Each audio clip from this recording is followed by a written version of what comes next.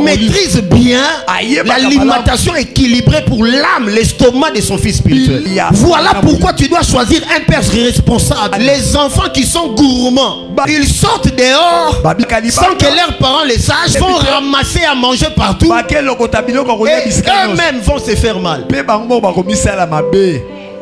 Papa kuna baby senga Yesu azanzambe te. Mais yo yebisi biso ke Yesu azanzambe. Mais balobi Yesu azamwana na nzambe. Mais yo lobi na biso Yesu azanzambe. Si ko confond aux problème il y a estomac parce qu'on lui dit qu'on y a partout. Tu es un gourmand. Bilialia. Alléluia église. Amen. Alléluia église. Amen. On vous enseigne que Jésus n'est pas seulement le fils. Hein? Il avait joué le rôle du fils. Mais il est 100% Dieu. Mais dans d'autres religions, on vous dira qu'il n'est pas Dieu. Il y a un seul Dieu qui est le Père, le Fils et son Fils. Non, la Trinité. La Trinité. C'est-à-dire le Père égale au Fils, le Fils égale au Saint-Esprit, le Saint-Esprit égale au Père. La Trinité. Mais dehors on va te dire non, c'est séparément. Ils sont divisés. Chacun a son rôle. Ah, laisse-moi te dire, ce n'est pas la vérité. Tu te fais mal à ton estomac spirituel. Garde bien ton estomac spirituel. C'est important pour ta croissance spirituelle. Évitez d'être gourmand. Vous voulez manger dans toutes les églises. Vous voulez manger chez tous les prophètes. Vous voulez écouter les prophéties de tous les prophètes. Vous vous faites vous-même mal. C'est le problème. Tu auras des problèmes dans ton estomac. De la même manière, ton corps a un estomac. De la même manière aussi, ton âme a un estomac. Ton esprit aussi a un estomac. Tu ne peux pas saturer ton estomac. Tu dois bien choisir le père spirituel. C'est ce qu'il te faut.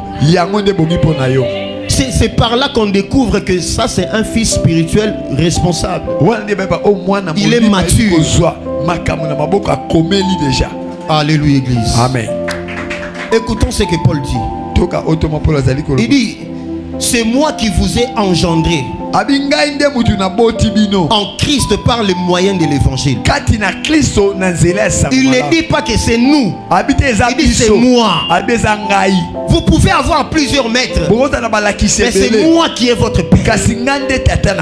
Nous devons insister. Tu ne peux pas compter sur d'autres pères spirituels. Tu as un seul père, mais tu peux avoir beaucoup de mentors.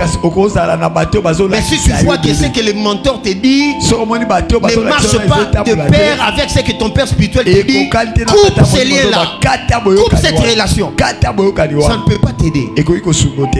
C'est la maturité spirituelle.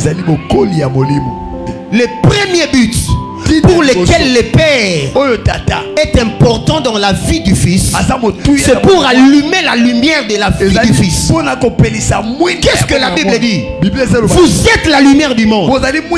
Mais écoutez-moi, beaucoup de fils, à partir de leur naissance, cette lumière a été déjà éteinte. Parce que dans votre famille, les mages de votre famille, les sorciers de votre famille, ils ont éteint ta lumière. Ils t'ont laissé sans lumière. Maintenant, quand tu as un père spirituel, il connaît cette parole. Tu as dit, vous êtes la lumière du monde. Mais ton père te regarde, il voit en toi l'obscurité.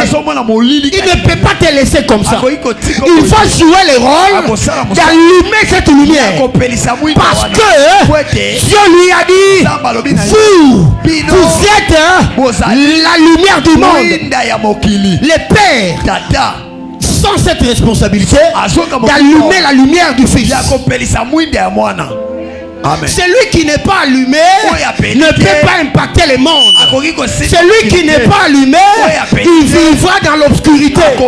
Celui qui n'est pas allumé, le monde satanique, les règnes diaboliques va dominer sur lui. Il sera impuissant sur la terre. Voilà pourquoi tu as besoin d'un père spirituel qui peut allumer ta lumière. En d'autres termes, le père spirituel, ils sont les devoirs de faire briller les fils.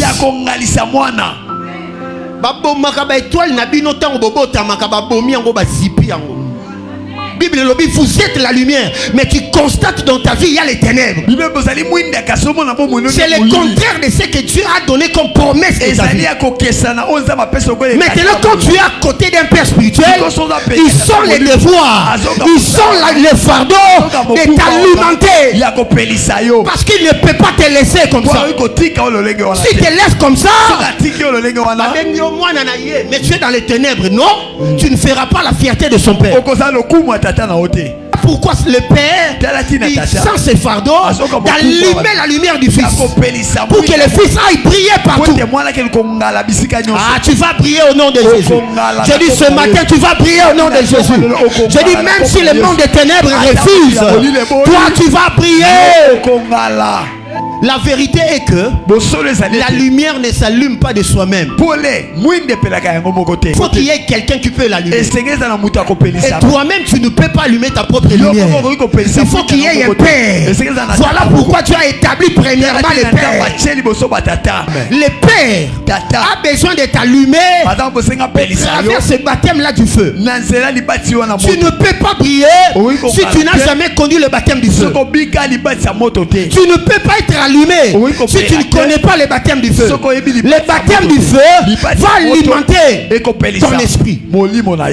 Celui qui n'est pas brûlé de l'intérieur ne peut pas éclairer de l'extérieur. Ah, je réponds. Celui qui n'est pas brûlé de l'intérieur ne peut pas éclairer de l'extérieur. Si tu veux éclairer de l'extérieur, il faut qu'on remarque en toi d'abord que tu es brûlé. Oziki. Alléluia. Amen. Le Saint-Esprit, lorsqu'il te baptise du feu, c'est-à-dire il te pose du feu en toi, tu vas sentir que en toi il y a la chaleur. Voilà pourquoi quand je parlais des étoiles, j'ai dit avant que l'étoile éclaire, qu'est-ce qui se forme en lui? La chaleur. Les énergies qui sont en elle vont commencer à bouillonner, à chauffer, et après ça va produire de la chaleur. C'est cette chaleur là qui va alimenter l'étoile. Si tu n'es pas brûlé de l'intérieur, n'espère pas que tu peux éclairer le monde. Tu veux que Dieu t'utilise. Le Saint-Esprit, lorsqu'il vient, il va d'abord brûler en toi ce caractère-là, afin que tu brilles au milieu des hommes. Ah, ce que toi tu ne vois pas, ton père spirituel le voit. Voilà pourquoi tu as intérêt à faire confiance à ton père, afin qu'il t'ouvre les yeux, que tu vois distinctement, que tu vois correctement, que tu vois comme lui voit. Ton esprit doit être allumé. Tu dois être embrassé de l'esprit. Parce que celui qui est embrassé de l'intérieur, il respire la vérité. Il sent autour de lui la vérité. Il marche dans la droiture. Il ne trompe pas, il ne ment pas. Parce que le feu, il est traversé par le feu. Amen. Une ville située sur la montagne, c'est-à-dire ta vie est une ville située sur la montagne. Quand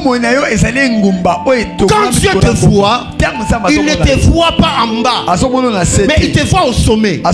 Mais le diable déplace les destinées vers les bas. Le diable déplace les étoiles vers les bas. Le sommet veut dire quoi? Dieu t'a appelé à être toujours la tête et non jamais la queue. Mais le diable n'aime pas te voir au sommet, ne veut pas te voir à la tête. Lui, il aime te voir à la queue. Parce que lui, il veut que tu ne puisses pas régner. Regarde partout où tu passes, tu es toujours la queue. Voilà pourquoi ton père spirituel, quand Dieu l'envoie, il veut t'introduire dans la saison de positionnement. Il veut t'introduire au sommet, parce qu'il connaît que tu as une promesse qui dit: vous serez la tête et non jamais la queue. Tu seras la tête et non jamais la queue. Je dis à quelqu'un, tu es né pour être la tête. Lorsque la Bible parle de la tête, la Bible fait allusion au leadership. Le leadership, c'est la tête. La tête, c'est pour ceux-là qui savent se punir. C'est discipliné. Ils se donnent aux études. Si tu as distraction, ma petite chérie, dans ma téléphone. La discipline commence par toi-même. Tu ne peux pas être discipliné seulement lorsqu'on te surveille. Même lorsqu'on ne te surveille pas. Sois toi-même éduqué, discipliné. Des enfants impolis à la maison. Comment vous allez respecter votre père spirituel à l'église si à la maison déjà vous êtes impoli? C'est ça l'éducation. Est-ce que quelqu'un me comprend? L'éducation de base commence à la maison. À l'église, on vient prendre, ajouter ce qui est spirituel. Mais la base de l'éducation à la maison. La couverture spirituelle responsable te donnera un leadership efficace et remarquable. Tu seras un enfant, on regarde, on dit réellement. C'est un enfant digne. Il fait la fierté de son père spirituel. Il fait la fierté de sa mère. Et puis, chers parents, évitez de bercer trop, de trop bercer les enfants. Un enfant reste un enfant. Quand tu le berces trop, tu l'entraînes dans le faux. Tu l'entraînes dans le mal.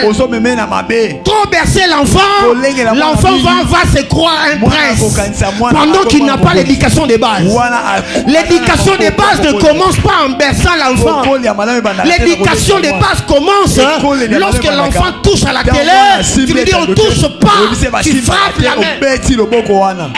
Si kaya baby sa to somba pona bango a baby si TV a toboli bakiti a panzi ba mesa yo tali bazabana yango na tala na ndako nozaka na mesa. L'éducation n'exclut pas la chicote. Arrêtez seulement de parler. Première fois, il n'entend pas. Deuxième fois, troisième fois, il faut chicoter. Chicote. Maman,